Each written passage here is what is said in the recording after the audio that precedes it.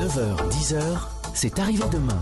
Frédéric Tadei sur Europe 1. Bonjour Frédéric Castin. Bonjour. Vous êtes président de la Compagnie nationale des experts, l'une des associations d'experts les plus importantes en France, qui tire la sonnette d'alarme. Il y aurait une recrudescence des faux depuis le début de la crise du coronavirus. Oui, alors c'est quelque chose qui est déjà très ancien. Enfin très ancien. Disons que depuis quelques années, le marché de l'art a connu un bouleversement parce qu'il y a eu, après la crise des subprimes, après la multiplication des grandes fortunes, après le fait que les paradis fiscaux étaient moins attractifs que d'habitude, qu'auparavant, on a vu arriver un afflux d'argent mais considérable sur le marché de l'art, pour des raisons, soit optimisation fiscale, soit spéculation, soit même parfois blanchiment. Et donc, nous avons chez nous, les experts, un adage qui est bien connu, qui est le faux va à l'argent.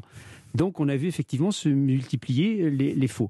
Or, si vous voulez, le garde-fou en présence de faux, c'est quand même... Bon, il y a la police, il y a la justice en aval, mais en amont, c'est l'expert qui identifie et qui peut écarter les faux. Or, il se trouve qu'avec le développement d'Internet, et en particulier le confinement, on a assisté à, disons, une accélération, une multiplication de ce qui existait auparavant. Pourquoi ? Parce que de plus en plus, il y a un développement des ventes sur Internet, sur Internet, n'importe qui, vous-même, si vous voulez, vous pouvez vous présenter comme un expert. Oui, c'est quelque chose qu'il faut bien comprendre. Alors d'abord, c'est vrai, sur Internet, ça se passe sur des photos, donc on ne touche pas l'œuvre, évidemment, on peut être abusé assez facilement. Mais il n'y a pas de diplôme d'expert, au fond. N'importe qui peut décider qu'il est expert. Voilà, vous-même, si vous voulez, sur votre carte de visite, vous pouvez mettre, moi je suis expert en manuscrit, vous pouvez mettre expert en manuscrit. Ouais. Par exemple, voilà. Parce qu'il n'y a pas de statut d'expert, donc n'importe qui peut le faire. Néanmoins, il y a quand même quelques garde-fous. Précisément, vous me présentiez comme président d'une compagnie, eh bien, il y a des compagnies d'experts. Et les compagnies d'experts font que, si vous voulez, on passe de l'expert autoproclamé à un expert membre d'une compagnie. Et expert membre d'une compagnie, ça veut dire quoi ? Ça veut dire qu'on a au moins 10 ans d'ancienneté, qu'on n'a que 2 spécialités, parce qu'on ne peut pas être expert généraliste, c'est un oxymore, 2 spécialités, on a un casier judiciaire vierge, on a une assurance, enfin bref. Vous voyez, c'est ça qui fait la différence. D'ailleurs, je crois savoir que pour être expert à la Compagnie nationale des experts, il ne faut pas être salarié d'une maison de vente.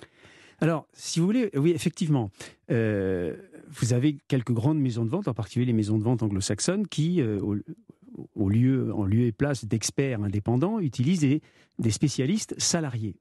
Alors, ces spécialistes salariés peuvent avoir tout à fait les connaissances, l'expérience, ça c'est indéniable. Il reste que le troisième volet de l'expert, c'est expérience, connaissance et indépendance. Or là, il y a un contrat de travail. Et à partir du moment où il y a un contrat de travail, il y a d'une certaine façon un rapport de subordination, c'est-à-dire que l'expert, quelles que soient ses compétences et ses connaissances, à un moment donné, pas toujours, même parfois jamais, mais à un moment donné, peut être amené à obéir aux ordres de l'employeur puisqu'il est sous contrat. Et à dire que c'est authentique quand il aurait un doute. Mais avec tout l'argent qui est arrivé dans l'art, Frédéric Castin, tout expert, même indépendant, peut subir des pressions.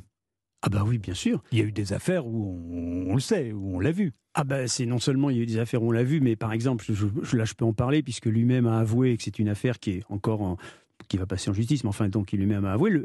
Prenons l'affaire du mobilier, des faux mobiliers qui a été vendu à Versailles. Mobilier du XVIIIe siècle. Mobilier du XVIIIe siècle.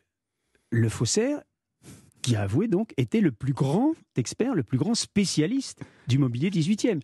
Mais je veux dire, il ne faut pas en tirer par là les conséquences que le fait que les tentations, après tout, les experts, à chaque moment, sont des cas vraiment exceptionnels, parce que, encore une fois, c'est ceux qu'on monte en épingle. Mais réfléchissez que tous les jours, des centaines, même des milliers d'objets passent de main en main. Ça va du manuscrit de Rimbaud à la statue d'Ogon, en passant par un tableau de Delacroix ou un buste de Rodin. Et il y a des experts qui, tous les jours, identifient ces objets, écartent les faux, donc ils font le boulot. Donc ceux-là, on n'en parle pas. Par contre, on parle de ceux un peu plus flamboyants. J'ai l'impression que le système français est unique au monde, en France et en Belgique, on va dire. Le système basé justement sur ces experts. Ouais. Quelle est la différence ? Comment ça se passe dans le monde anglo-saxon ? Eh bien, si vous voulez, déjà la différence, c'est que le fait qu'il existe des compagnies d'experts qui, comme je vous l'ai dit, présentent quand même des garanties par rapport aux acheteurs, par rapport à tout le monde. C'est un phénomène unique au monde. Nulle part au monde, vous n'avez de compagnie d'experts, c'est-à-dire qui sélectionnent les experts indépendants et donc qui constituent une certaine sécurité. Ailleurs, ça se passe que, comme on l'a dit, n'importe qui peut se proclamer expert. N'importe qui peut se proclamer expert. Ça, c'est ce qui règne, disons, à l'échelle mondiale. Mais sur le marché. Cela dit, considérant que même les experts n'ont pas toujours raison, la preuve, il leur arrive d'être en désaccord. Par exemple, des experts aussi importants et confirmés, réputés, peuvent ne pas être d'accord. Il leur arrive aussi de se tromper. Oui, bien sûr. Certains marchands, ça paraît logique, voudraient se passer d'experts. Alors, c'est pas tant les marchands, c'est les commissaires-priseurs. Oui. Les commissaires-priseurs, c'est vrai que moi j'ai fait un rapport récemment là-dessus sur cette question des ventes en ligne et de l'expertise, et on se rend compte, on a réalisé que dans beaucoup de ventes, de plus en plus, les commissaires-priseurs avaient tendance à se passer de l'expert pour des motifs qui sont parfaitement subalternes et secondaires par rapport à l'importance de l'authentification, c'est-à-dire un expert, ça coûte cher, ça prend du temps, ça ralentit les affaires. Ce qui est une vision à courte vue. On peut aussi essayer de faire pression sur les experts, on l'a dit, en les soudoyant. Il y a ce roman Port-Franc, écrit par l'ancien galeriste Manuel Benguigui, qui montre des experts soudoyés pour authentifier de faux tableaux.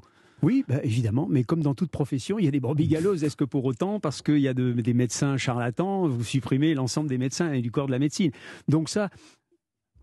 Oui, il y a des experts faussaires, il y a des experts indélicats, comme il y a des médecins indélicats, comme il y a des journalistes indélicats qui sont achetés, voilà. Mais alors, si on fait partie des personnes qui ont acheté des faux, depuis, on va prendre depuis la crise du coronavirus, puisque effectivement c'est une période qui s'y prête.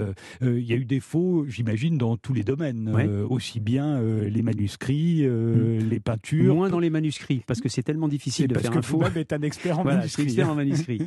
C'est vrai que c'est peut-être plus difficile. D'ailleurs, pour vous dire, le sens et l'importance de l'expert, parce qu'on réalise mal, on dit l'expert, bon, mais sans l'expert, tout objet d'art reste à l'état de potentialité. C'est-à-dire que sans l'expert qui dit ça c'est telle chose, je veux dire l'objet il reste voilà, ça c'est une feuille de papier, c'est rien du tout. Oui. Signé Henri, il faut qu'il y ait un expert pour dire ça c'est une lettre d'Henri IV. Oui, en effet, oui. Donc, vous voyez, c'est simple. Donc, non seulement vous authentifiez, vous dites que c'est une œuvre d'art, mais vous évaluez sa valeur aussi. Ah oui, bien sûr, l'estimation. Oui. Alors ce que je voulais dire, c'est que si j'ai malencontreusement acheté un faux dans quelque domaine que ce soit, je me retourne contre qui ? Je me retourne contre le vendeur, contre la maison d'enchères, contre l'expert aussi peut-être. Tout dépend où vous l'avez acheté. Si vous l'avez acheté en vente publique, en principe, dans une vente publique classique, le commissaire-priseur et l'expert sont solidairement responsables. Donc vous vous adressez au commissaire-priseur et à l'expert, et vous réglez ça avec eux. Si vous avez acheté sur Internet à un expert lambda ou qui n'existe pas ou qui existe, enfin, ou qui est un prête-nom, ça, alors là, c'est votre problème. Mais je veux dire, la sécurité, c'est une des sécurités des ventes publiques aujourd'hui. La clé de voûte d'un marché sécurisé sur les ventes publiques, c'est le tandem opérateur, c'est-à-dire commissaire-priseur, expert, dans un rapport d'indépendance réciproque. C'est-à-dire que le commissaire-priseur, il s'occupe de ce qu'il connaît. C'est-à-dire, il organise la vente, il a la maîtrise de la vente, il choisit même l'expert. En revanche, l'expert, lui, est totalement indépendant du point de vue de l'authenticité. C'est-à-dire que le commissaire-priseur ne peut pas lui dire « non, ça, tu mets que c'est comme ci ou comme ça ». Et ça, c'est quelque chose de très fort. Il faut se méfier de quoi ? Généralement, quand on achète un Picasso, même sur Internet, on a plutôt des chances que ce soit un Picasso. C'est pour la peinture intermédiaire, on va dire que c'est plus risqué ? Oui, c'est pour les choses intermédiaires, oui. Les choses intermédiaires, vous savez, il y a la grande délinquance, mais avec Internet, la petite et moyenne délinquance a rejoint la totalité, l'ensemble. Donc, je veux dire, la seule garantie qu'on peut avoir, c'est vraiment un expert indépendant. Alors, bien sûr, il peut se tromper, mais au moins il assume, je veux dire, donc il est responsable. Merci Frédéric Casta. Je rappelle que vous-même, vous êtes un expert et que vous êtes le président de la Compagnie nationale des experts.